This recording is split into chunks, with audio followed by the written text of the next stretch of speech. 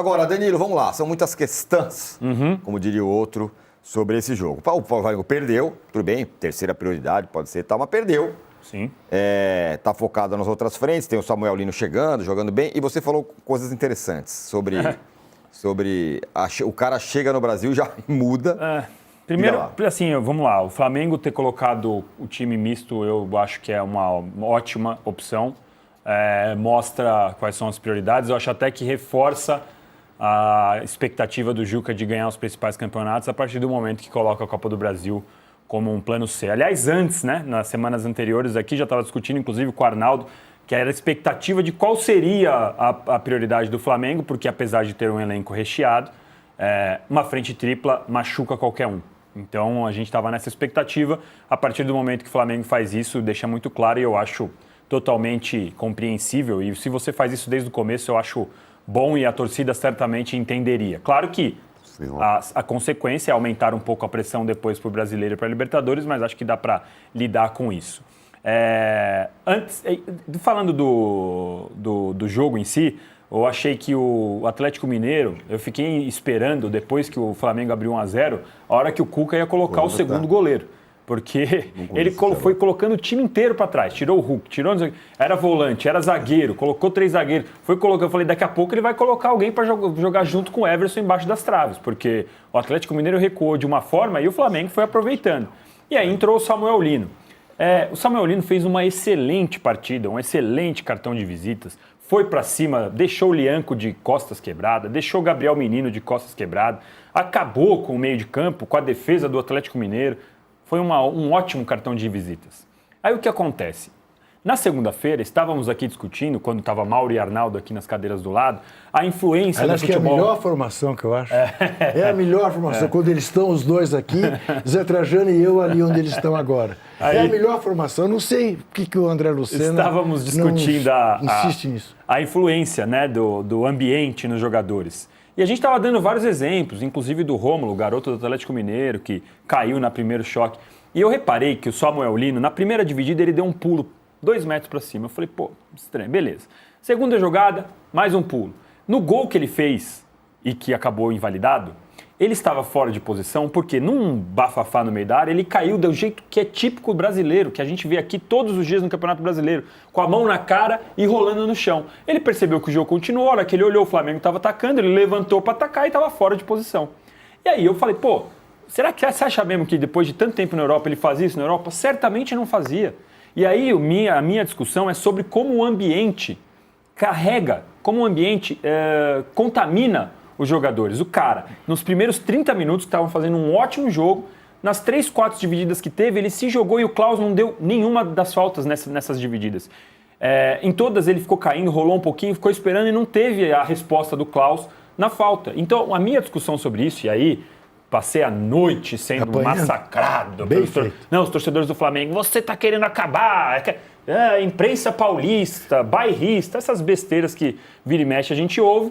Ah, não, você está perseguindo o Flamengo. Gente, o Samuel Lino fez um ótimo cartão de visitas. Ele simplesmente, em 3, 4 divididas, pulou como jogadores brasileiros fazem todas as vezes e a gente sempre critica. Porque eu não posso criticar o Samuel Lino. Porque você não está em situação de criticar ninguém desde que fugiu do fim de papo. Só isso. Mas você está desmoralizado publicamente. Devia tirar férias um período, voltar aqui mais tarde. É só por isso. Mas é um bom ponto essa do ambiente, né? Não, sim, o cara fez carreira na Europa, tá? Não sei quanto tempo falou. Nunca joguei profissional no Brasil.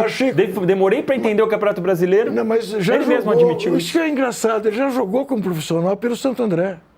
Tem isso, é verdade. Jogou. Acho que ele quis dizer profissional. Não, mas enfim, o cara passou a carreira lá e aí claro. eu acho curioso isso. O cara volta em 30 minutos. São Bernardo, isso mesmo. Agora, sabe o que é curioso? Eu estava vendo o jogo Corinthians e Palmeiras, não sei quem falou, um comentarista e tal. Falou, olha só, jogador brasileiro é isso aí, cercando o juiz, olha só que coisa. Isso não acontece.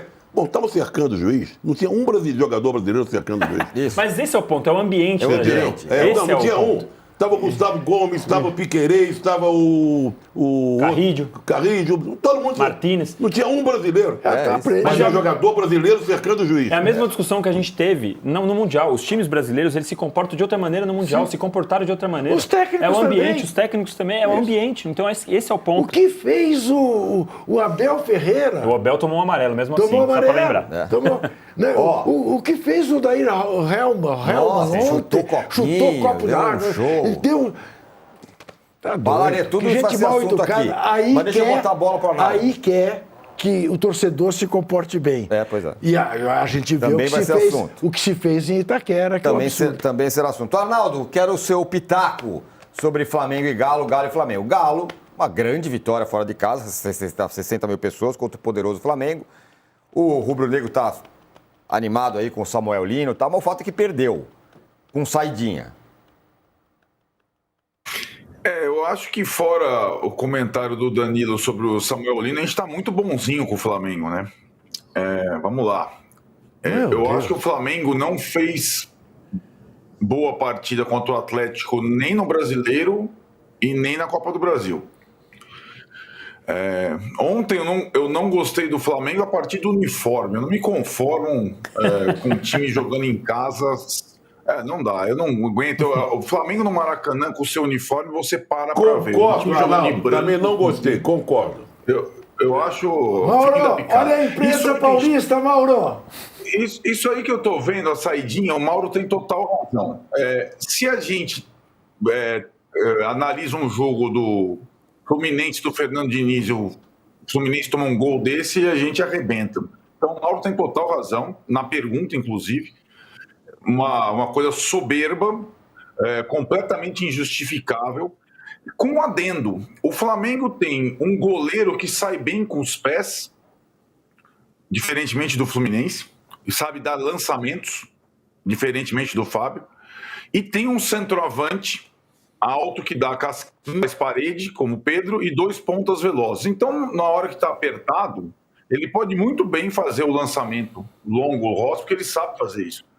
Então, o Flamengo, mesmo que tenha, colocado a Copa do Brasil como um teste, como uma terceira competição, talvez ele tenha sido eliminado por ter colocado a sua classificação em risco por uma irresponsabilidade completa no seu sistema defensivo, chancelada pelo treinador na entrevista coletiva, né? Na escalação inicial, teve 2 jogadores preservados, acho que os 2 que mais em risco, 2 reais titulares, o Jorginho e o Arrascaeta. O Bruno Henrique também, aliás, o Bruno Henrique tem a coisa do STJD, a semana que vem ele pode ser suspenso, tem uma coisa aí no ar, a gente vai ver como é que vai ser a decisão, está prevista para o início da semana que vem. Então, e no segundo tempo, com os reforços recém-chegados, de fato é como se fosse um jogo treino, teste. Para os novos, aí o Mauro até falou, eu acho que tem razão, ficou meio tudo bagunçado, os caras não têm o menor entrosamento, mas aí deu para ver que tecnicamente alguns reforços vão fazer bastante diferença, como é o caso do Samuel Lino, com a sua velocidade, é um jogador que o Brasil não conhece ainda, embora ele tenha jogado no São Bernardo. Então, pelo menos no início, até decifrarem a forma dele jogar, a turma vai sofrer. Mas foi só isso. Eu acho que o Atlético, como equipe, com suas limitações, com um ano péssimo, com a administração péssima, fazendo pressão na arbitragem, nossa senhora, essa galera que comanda o Atlético é dureza. Eu acho que deu um sinal de equipe e de resistência nas 2 partidas, na do Brasileiro e na da Copa do Brasil, independendo pela primeira vez do Hulk, na história da civilização, né? Ele se comportou bem taticamente. E agora tem boas chances de se classificar na volta, joga por um empate em casa, né? Não está definido, como disse o Juca, mas tem uma boa chance. E em relação ao Wallace, eu entendi a sua enquete, âncora, dessa vez. Obrigado. Porque são personagens que vão além do destaque individual nas partidas, pelo que eu entendi, né? O Léo Jardim vai além, o Wallace vai além, mesmo o Memphis vai além, né? Então e o Everaldo também, pela perseguição e tudo mais, né? Não foram só destaques técnicos da rodada. O Wallace ter ferido algum código de ética de jogadores, aquelas coisas ali que, entre eles, não só de ex-jogadores, mas com jogadores atuais, né? E acho que é um jovem talentoso. Vamos ver como é que vai se desenrolar isso, porque agora ele vai jogar como visitante. Em tese, os caras vão, pela saída de campo ontem, o jogo de volta. Em Minas, a rivalidade entre Atlético e Flamengo é gigante. Em tese, os caras vão infernizar o Wallace lá em Belo Horizonte se ele for jogar. E vamos ver como é que ele vai reagir, tá? Porque quando um jogador, ainda mais jovem, fica muito exposto, assim, a chance de ele ser provocado, perder a cabeça, ser expulso é gigantesca, né? Então, eu entendo ele como personagem. Agora ele vai ter no time dele, Flamengo, muito mais concorrência para jogar do que ele vinha tendo. O Flamengo contratou bem do meio para frente. E vamos ver como ele reage a essa perseguição ou a essa definição que o Ancaro cravou do folgado ou ousado.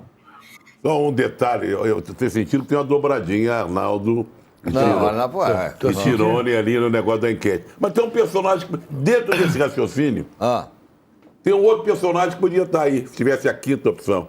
Aquele que deu uma trauletada no Fagner. Gostei. Você entendeu? Potker. E disse o seguinte: você passou a vida inteira dando trauletada nos outros, tomou a sua. Gostei do Potker. É verdade. Não, é um caso a ser analisado. Gostei ele deu uma do Potker. jantada. Bem lembrado, Zé Trajano. Gostei do É verdade. Levantei do sofá e aplaudi. Que isso? Olha lá. Que isso? Rapaz. Não, fez muito Foi bem. super violento, não se deve fazer isso.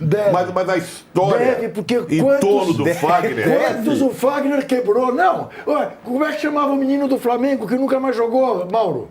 Que o Fagner... Ederson. Hã? Ederson. Não foi isso aqui? Pegou aqui em Itaquera. Quebrou diversos. Merece levar uma traulitada como levou. Merece mesmo. Gostei muito do Potker. O que eu gosto. Muito, parabéns. Não, eu estou dizendo que eu não estou gostando nem dizer se tinha batido, mas virou um caso. Um case, como gostam de falar, dessa rodada e essa cacetada aí. Não, entendi. Quem com ferro fere, com ferro será ferido. Ô, Mauro, eu queria arrematar a questão Flamengo, uma análise sobre o time. O time, assim, claro, como vai chegar um monte de jogador, então talvez se transforme num outro time.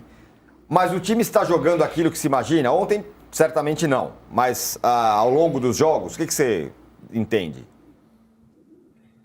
Está jogando bem abaixo. O Flamengo não faz gol de bola rolando.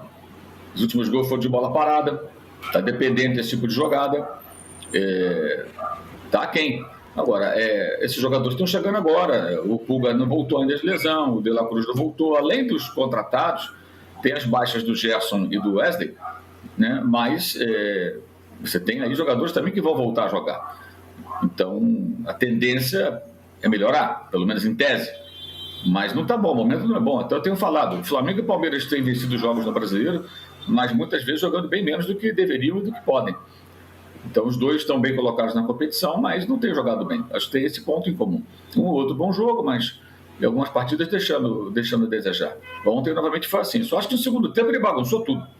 As estreias foram interessantes para o torcedor poder acompanhar, mas bagunçou tudo. E sobre a camisa, eu acho que é o maior exemplo de como trataram o jogo como um jogo secundário, né? O terciário. Pelo amor de Deus, não pode, de fato, jogar camisa nova no Maracanã. Não, joga isso contra o Ceará. O Ceará quer jogar de camisa preta e branca e tal? Quero, vou jogar assim, beleza, vou de branco.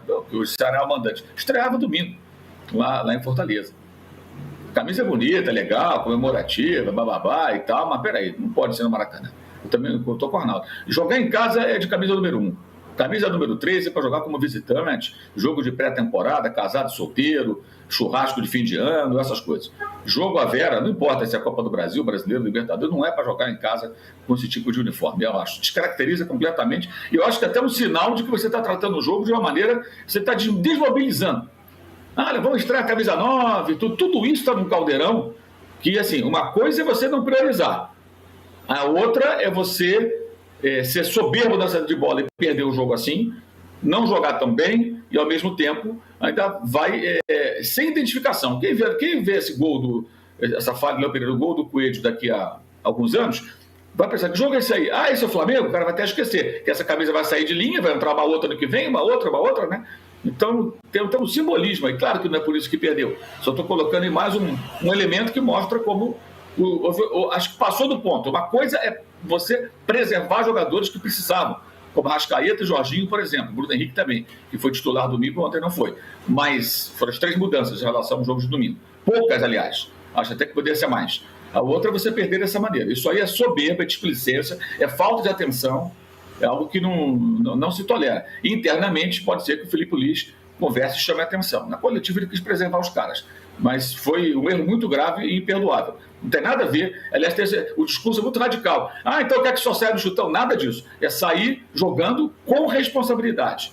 Porque nem a história lá, né? Faça com responsabilidade. É isso aí. Olhando para um lado, está todo mundo marcado, tem uma bola longa. Você treina isso. Mauro, deixa eu só, a gente vai mudar de assunto, mas só para arrematar agora mesmo, porque você estava no Maracanã, e assim, eu fui no Maracanã, o último jogo que eu fui no Maracanã foi uma péssima impressão, foi aquela derrota Copa de 50. Não, foi aquela derrota pro Péssima Flamengo, impressão, né? pro Peñarol, 1-0 e tal, e a torcida estava em pé de guerra já com o Tite e tal. A minha pergunta, você falou sobre mobilização, a torcida está mobilizada com esse Flamengo nesse momento? Ontem tinha mais gente do que domingo no jogo do Brasileiro. Né? Ontem tinha 10 mil pessoas a mais aproximadamente. Né? No ambiente, quero dizer. Ou seja, o torcedor... Assim, o Flamengo agora voltou a sua maior torcida, que é a raça rubro-negra voltou. Não acho que a questão tenha sido a torcida, não. A questão é o time mesmo. O comportamento do time. Não acho que faltou mobilização do torcedor. Acho que é a questão do time, como o jogo foi encarado. Acho que passou do ponto. Uma coisa é você poupar alguns jogadores. Outra, até as experiências. As trocas do Felipe Luiz, legal você ver os estreantes. Mas, gente, 3 jogadores entraram, mal treinaram. O Anderson Royal não jogava desde janeiro. O Saúl desde maio. E o menino lá, o Samuel Lino, acabou de chegar. Foi muito bem e tudo, mas assim, é muita coisa. Pega a escalação final, você olha, é um time que é um Frankenstein, porque os caras não se conhecem. E aí ficou um jogo totalmente aleatório. Bem diferente daquilo que ele prega. Eu acho que ontem passou mesmo do ponto. O Juninho não tem chance, o Juninho não tem entrado mal.